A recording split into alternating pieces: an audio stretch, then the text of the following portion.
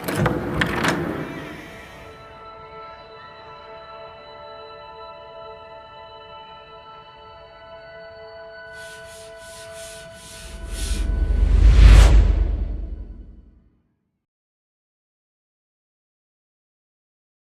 semuanya, tujuan saya membuat video ini ialah untuk menjelaskan kepada kalian semua mengenai magnet, listrik, dan teknologi untuk kehidupan yang ada pada materi IPAS untuk kelas 5. Di sekitar kita, ada suatu benda yang disebut magnet. Benda ini bisa menarik logam, seperti besi dan baja. Kalian bisa menemukan magnet di banyak peralatan, seperti pada kotak perkakas, ujung obeng, mesin sepeda motor atau mobil, kipas angin, kulkas, dan benda-benda lainnya yang ada di rumah kalian. Selanjutnya kita akan mengenal sifat dari magnet.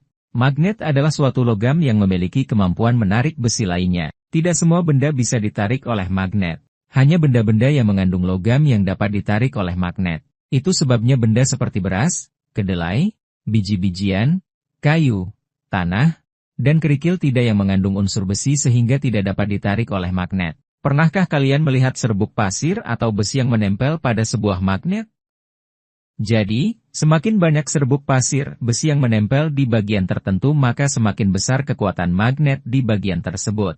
Setiap magnet selalu memiliki kutub utara yang disimbolkan dengan huruf N dan kutub selatan yang disimbolkan dengan huruf S. Jika kalian mendekatkan dua magnet dengan kutub sejenis maka magnet tersebut akan saling menolak satu sama lain. Kemudian ada kekuatan magnet. Magnet memiliki kekuatan untuk menarik benda-benda tertentu, terutama yang terbuat dari logam seperti besi, nikel, dan kobalt. Kekuatan magnet ini berasal dari adanya medan magnet, yaitu daerah di sekitar magnet tempat gaya magnet bekerja. Medan ini muncul karena pergerakan partikel bermuatan listrik di dalam atom, khususnya elektron. Dalam bahan magnet, banyak elektron berputar ke arah yang sama, sehingga menciptakan medan magnet yang kuat dan terarah. Dan yang terakhir ada penggunaan magnet di kehidupan sehari-hari. Kemampuan magnet untuk menarik logam dan gaya medan magnetnya sangat bermanfaat dalam membantu kita menjalani aktivitas sehari-hari. Banyak peralatan elektronik yang memanfaatkan gaya magnet, seperti pengeras suara yang ada di ponsel pintar televisi, hiasan kulkas, dinamo pada kendaraan bermotor atau mesin, headset, sirine, pintu lemari pendingin, dan gardu listrik. Nah, itu tadi penjelasan seputar magnet. Kemudian kita akan belajar mengenai listrik. Energi listrik merupakan energi yang berasal dari pergerakan benda yang sangat kecil yang disebut elektron. Elektron bisa berpindah dari satu tempat ke tempat yang lain dan menciptakan arus listrik. Kalian akan menemukan banyak elektron pada kabel yang terhubung ke stop kontak. Tapi, kalian perlu berhati-hati dengan elektron ya. Karena, aliran elektron bisa membuat kalian tersengat listrik.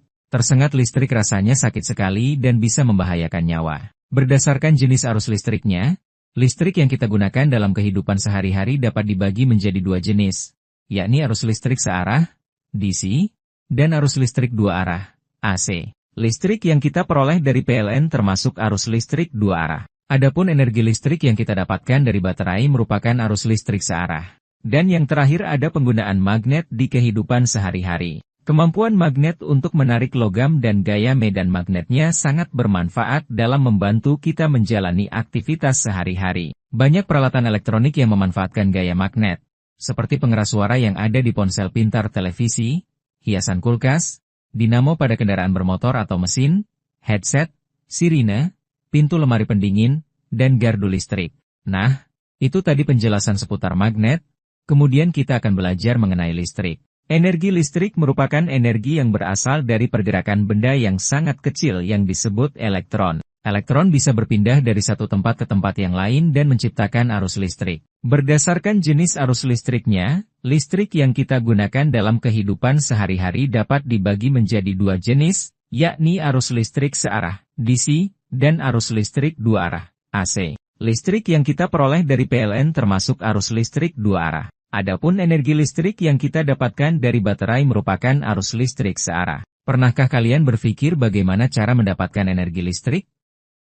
Listrik bisa didapatkan dengan cara mengubah energi lain menjadi energi listrik. Salah satu cara paling umum adalah dengan menggunakan pembangkit listrik. Di dalam pembangkit listrik, energi seperti air yang mengalir deras, angin yang bertiup kencang, atau panas dari matahari digunakan untuk memutar turbin. Turbin ini terhubung dengan alat yang disebut generator. Ketika turbin berputar, generator akan mengubah gerakan itu menjadi listrik. Listrik yang dihasilkan kemudian dikirim lewat kabel-kabel ke rumah, sekolah, dan tempat lainnya agar kita bisa menyalakan lampu, televisi, kipas angin, dan alat-alat lainnya. Jadi, listrik tidak muncul begitu saja, tapi dibuat dengan bantuan alat dan tenaga dari alam. Yang terakhir kita akan membahas mengenai teknologi. Apa itu teknologi?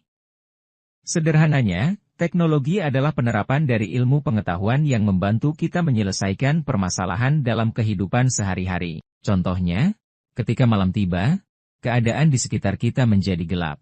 Oleh karena itu, para ilmuwan menciptakan teknologi lampu sehingga pada saat malam hari menjadi terang. Dahulu, kita sulit berkomunikasi dengan orang lain yang jaraknya berjauhan. Kemudian, para ilmuwan menciptakan teknologi komunikasi sehingga terciptalah telepon genggam. Dengan teknologi tersebut, kita bisa berbicara dengan orang lain secara langsung meskipun saling berjauhan. Perkembangan teknologi semakin pesat ketika James Watt, seorang berkebangsaan Skotlandia, menciptakan mesin uap untuk pertama kalinya di tahun 1765.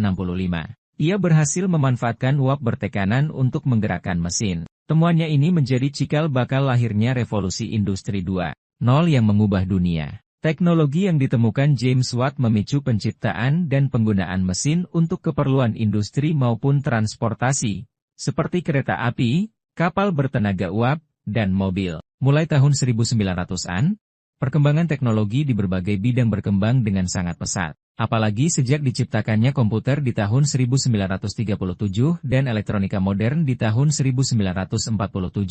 Adanya teknologi-teknologi ini memicu munculnya banyak teknologi baru di bidang perikanan, pertanian, kelautan, kehutanan, industri manufaktur, industri pangan, dan lain sebagainya. Berkat peran para ilmuwan, kita bisa menikmati kehidupan yang penuh dengan teknologi seperti saat ini. Dahulu, jika kita ingin melakukan perjalanan yang sangat jauh, kita membutuhkan waktu berhari-hari atau bahkan berbulan-bulan. Dengan adanya teknologi transportasi, kini kita bisa bepergian jauh menggunakan pesawat hanya dalam beberapa jam saja.